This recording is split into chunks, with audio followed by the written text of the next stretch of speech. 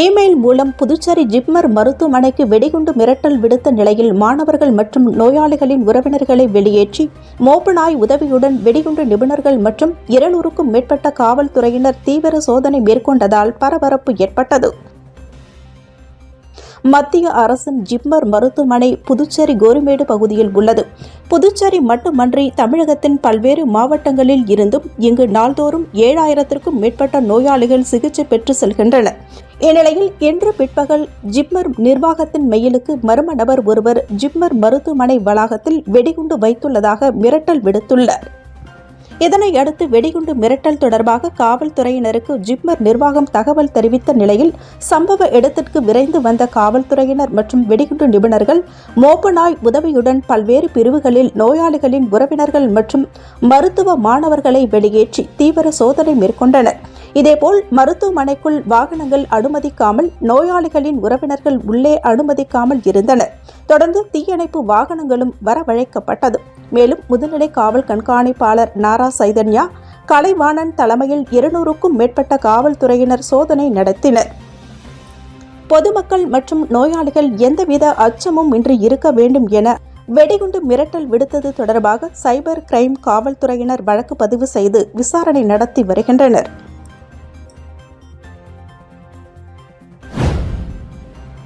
மத்திய அரசின் புதிய கல்விக் கொள்கையினை திரும்ப பெற வேண்டும் உட்பட பல்வேறு கோரிக்கைகளை நிறைவேற்ற வலியுறுத்தி விடுதலை சிறுத்தைகள் கட்சி சார்பில் 100க்கும் மேற்பட்டோர் கண்டன ஆர்ப்பாட்டத்தில் ஈடுபட்டனர். விடுதலை சிறுத்தைகள் கட்சி தமிழர் பாதுகாப்பு இயக்கம் சார்பில் பல்வேறு கோரிக்கைகளை வலியுறுத்தி கண்டன ஆர்ப்பாட்டம் புதுச்சேரி அண்ணா சிலை அருகே நடைபெற்றது. விடுதலை சிறுத்தைகள் கட்சியின் துணை பொதுச் செயலாளர் பாபானன் தலைமையில் நடைபெற்ற ஆர்ப்பாட்டத்தில் மத்திய அரசு புதிய கல்விக் கொள்கையினை திரும்ப பெற வேண்டும், தனி கல்வி வாரியத்தை உருவாக்க வேண்டும், அனைத்து அரசு பள்ளிகளிலும் தமிழ் கல்வி வழங்க வேண்டும் உள்ளிட்ட பல்வேறு கோரிக்கைகளை வலியுறுத்தி விடுதலை சிறுத்தைகள் கட்சியினர் மற்றும் பல்வேறு பொதுநல அமைப்பைச் சேர்ந்த 100க்கும் மேற்பட்டோர் கலந்து கொண்டு கண்டன கோஷங்களை எழுப்பினர். புதுச்சேரியில் உள்ள ஹோமியோபதி மருத்துவமனையில் சிறுநீரக கல்லை கரைக்கும் சிகிச்சை விரைவில் தொடங்கப்பட உள்ளது என்றும் இதற்கான அனுமதியை மத்திய அரசு வழங்கியுள்ளதாக மருத்துவர்கள் தெரிவித்துள்ளனர். இது தொடர்பாக புதுச்சேரி ஹோமியோபதி மருத்துவ சிகிச்சை ஆராய்ச்சி பிரிவு அதிகாரி மருத்துவர் பிரபாத் திவாரி, புதுவை அரசின் ஆயுஷ் இயக்குநர் ஸ்ரீதரன் மற்றும் ஹோமியோபதி மருத்துவர் மாதப்பன் ஆகியோர் செய்தியாளர்களிடம் கூறியதாவது: மத்திய அரசின் உதவியுடன் கடந்த 100 நாட்களில் ஆயுஷ் மற்றும் ஹோமியோபதி முறை மூலம் மக்களுக்கு நவீன சிகிச்சைகள் அளிக்கப்பட்டுள்ளன. பெண்களுக்கான எலும்பு தேய்மான பிரச்சினை குறித்து புதுச்சேரியில் சத்யா நகர், வெண்ணிலா நகர், மூலக்குளம், முத்திரைப்பாளையம் ஆகிய இடங்களில் பரிசோதனை முகாம்கள் நடைபெற உள்ளன. இதேபோல் ஆயுஷ் சிகிச்சையில் முதியவர்களுக்கான வயோ மித்ரா திட்டத்தில் மூட்டு வலி, கை கால் வலி பிரச்சினைகளுக்கான பரிசோதனைகள் முகாம் 22 இடங்களில் நடைபெற உள்ளன. புதுச்சேரி பூமியான்பேட் பகுதியில் உள்ள ஹோமியோபதி சிகிச்சை மையத்தில் சிறுநீரக கல் கரைப்பு சிகிச்சை அளிக்க மத்திய அரசு அனுமதித்துள்ளது. அதற்கான ஸ்கேன், எக்ஸ்ரே ஆகிய இலவச சிகிச்சைகள் வழங்கப்படும். சிறுநீரகத்தில் 10 சென்டிமீட்டர் வரையுள்ள கற்களை கரைக்கும் சிகிச்சை அளிக்கப்படும். தற்போது புதுச்சேரியில் 1000 நோயாளிகளில் 10 பேருக்கு சிறுநீரக கல் பிரச்சனை இருப்பது பரிசோதனையில் தெரிய வந்துள்ளது. ஆகவே ஹோமியோபதியில் சிறுநீரக கல் சிகிச்சை அளிப்பது முக்கியத்துவம் பெறுகிறது என்றனர். புதுச்சேரியில் கிரேன் வாகனம் கவிழ்ந்து விபத்துக்குள்ளானதில் தொழிலாளிகள் 3 பேர் படுகாயமடைந்தனர். புதுச்சேரி நகரில் பொலிவுறு நகர் திட்டத்தில் பெரிய கால்வாய் தூர்வாறுதல் மற்றும் சாலைகளை இணைக்கும் குறுக்கு பாதைகளில் சிறு பாலங்கள் கட்டுதல் உள்ளிட்ட பணிகள் தற்போது நடைபெற்று வருகின்றன. இதற்காக கிரேன் வாகனங்கள் பயன்படுத்தப்படுகின்றன. இந்நிலையில் பெரிய வாய்க்காலை தூர்வார புசி வீதி சந்திப்பு அருகே கிரேன் உதவியுடன் சிறிய இட்டாச்சி இயந்திரம் வாய்க்காலில் இறக்கப்பட்டது. அப்போது கிரேன் சக்கரம் வாய்க்கால் பாலத்தின் நடைபாதைக்கு சென்றதால் பாலத்தின் இறுதி பகுதி உடைந்து கிரேன் சாய்ந்தது. இட்டாச்சி இயந்திரமும் வாய்க்காலில் விழுந்தது. அதிலிருந்து பண்ருட்டியைச் சேர்ந்த கண்ணதாசன் உள்ளிட்ட 3 தொழிலாளிகளும் கால்வாய்க்குள் விழுந்தனர். மேலும் அவர்களுக்கு காயம் ஏற்பட்டது. உடனே அங்கிருந்தவர்கள் கால்வாயில் விழுந்து காயமடைந்த தொழிலாளிகளை மீட்டு மருத்துவமனைக்கு ஆட்டோவில் அனுப்பி வைத்தனர். கிரேன் விழுந்ததால் புதுச்சேரி புசி வீதி சந்திப்பில் சிறிது நேரம் போக்குவரத்து பாதிக்கப்பட்டது. புதுச்சேரி போக்குவரத்து துறையில் புதிதாக நியமிக்கப்பட்டுள்ள வாகன தணிக்கை உதவியாளர்கள் பல்வேறு இடங்களில் தீவிர வாகன சோதனையில் ஈடுபட்டனர். புதுச்சேரி அரசு போக்குவரத்து துறையில் புதிதாக 24 வாகன தணிக்கை உதவியாளர்கள் நியமிக்கப்பட்டுள்ளனர். இந்நிலையில் புதிதாக நியமிக்கப்பட்டுள்ள வாகன தணிக்கை உதவியாளர்களுடன் புதுச்சேரி நகர பகுதியில் பல்வேறு இடங்களில் திடீர் வாகன சோதனையில் ஈடுபட்டனர். மேலும் சரியான ஆவணங்கள் இல்லாத வாகன ஓட்டிகளுக்கு அபராதம் விதித்ததுடன் பலருக்கு எச்சரிக்கை விடுத்து அனுப்பினர்.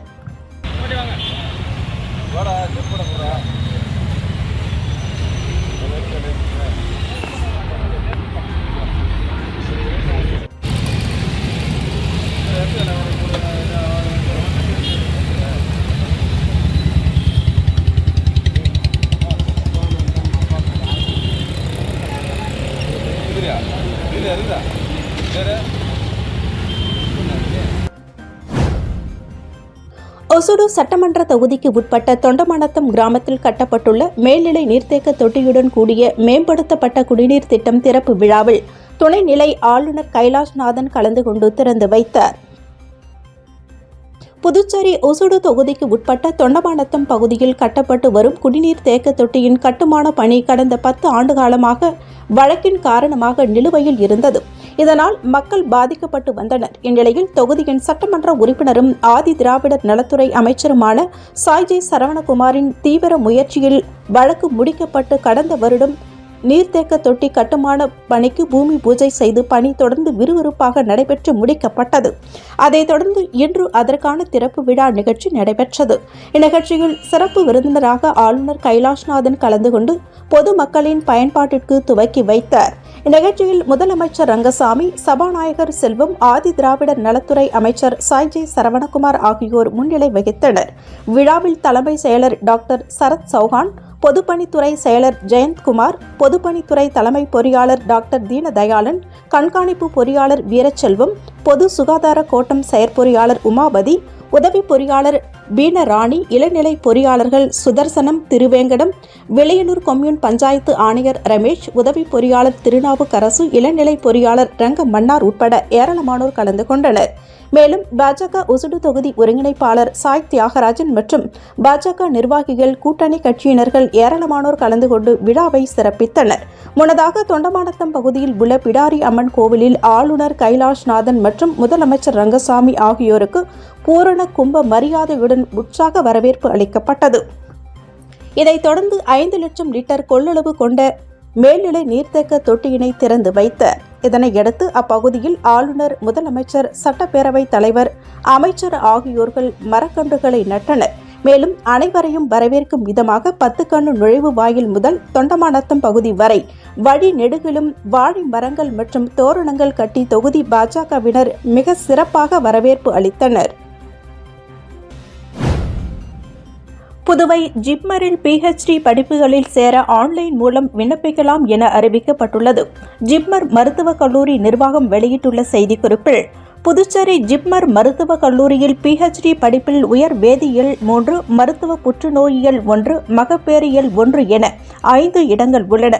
இந்த இடங்கள் ஆண்டுதோறும் ஆன்லைன் நுழைவுத் தேர்வு மூலம் நிரப்பப்படுகிறது. 2024ஆம் ஆண்டு PhD படிப்புகளுக்கான சேர்க்கைக்கு ஆன்லைனில் வரும் 15ஆம் தேதி மாலை 4:30 மணி வரை ஜிப்மர் இணையதளத்தில் விண்ணப்பிக்கலாம். நுழைவுத் தேர்விற்கான ஹால் டிக்கெட்டை 19ஆம் தேதி முதல் 23ஆம் தேதி வரை ஜிப்மர் இணையதளத்தில் பதிவிறக்கம் செய்து கொள்ளலாம். நுழைவுத் தேர்வு ஆன்லைனில் வரும் 23ஆம் தேதி மதியம் 2 மணி முதல் 3:30 மணி வரை நடைபெறுகிறது. இந்த தேர்வு முடிவுடன் தற்காலிக தகுதி பட்டியல் நவம்பர் 7ஆம் தேதிக்கு முன்பாக வெளியிடப்படும் என குறிப்பிடப்பட்டுள்ளது. தீபாவளி பண்டிகைக்கு முன்பாக விவசாய கடன் ரூபாய் 12 கோடி தள்ளுபடி செய்யப்படும் என முதலமைச்சர் ரங்கசாமி அறிவித்துள்ளார். புதுச்சேரி ஒசூடு தொகுதிக்கு உட்பட்ட தொண்டமாநத்தம் பகுதியில் கட்டி முடிக்கப்பட்ட மேல்நிலை நீர்த்தேக்க தொட்டியினை ஆளுநர் கைலாஷ்நாதன், முதலமைச்சர் ரங்கசாமி ஆகியோர் மக்கள் பயன்பாட்டிற்காக திறந்து வைத்தனர். தொடர்ந்து விழாவில் பேசிய முதலமைச்சர் ரங்கசாமி, புதுவை மக்களுக்கு நல்ல குடிநீர் வழங்க அரசு நடவடிக்கை எடுத்து வருகின்றது என்றும், அதற்காக ரூபாய் 450 கோடி மதிப்பில் கடல் நீரை குடிநீராக்கும் திட்டம் செயல்படுத்தப்பட உள்ளது என்றும், கடந்த 5 ஆண்டுகளில் ஒரு சாலைகள் கூட சீரமைக்கப்படவில்லை. தேசிய ஜனநாயக கூட்டணி ஆட்சி பொறுப்பேற்ற பிறகு நிதி ஒதுக்கி நல்ல தார் சாலை, சிமெண்ட் சாலை மற்றும் பாலங்கள் அமைக்கப்பட்டுள்ளது என்று தெரிவித்தார். மேலும் புதுச்சேரி மாநிலத்தில் விவசாயிகள் பெற்ற கடன் ரூபாய் 13 கோடி உள்ளது எனவும், இதில் முதல் கட்டமாக தீபாவளிக்குள் ரூபாய் 12 கோடி தள்ளுபடி செய்ய நடவடிக்கை எடுக்கப்பட்டுள்ளது எனவும், தீபாவளிக்குள் ரேஷன் கடைகளை திறந்து அரிசி, சர்க்கரை வழங்கப்படும் என்றார். இந்நிகழ்ச்சியில் சபாநாயகர் செல்வம், அமைச்சர் சரவணகுமார் உட்பட பொதுப்பணித்துறை அதிகாரிகள் கலந்து கொண்டனர்.